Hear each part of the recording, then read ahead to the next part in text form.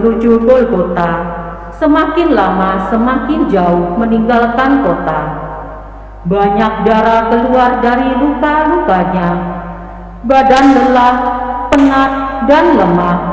Beban salib pun terasa semakin berat, apalagi masih diperberat dengan penderitaan batin.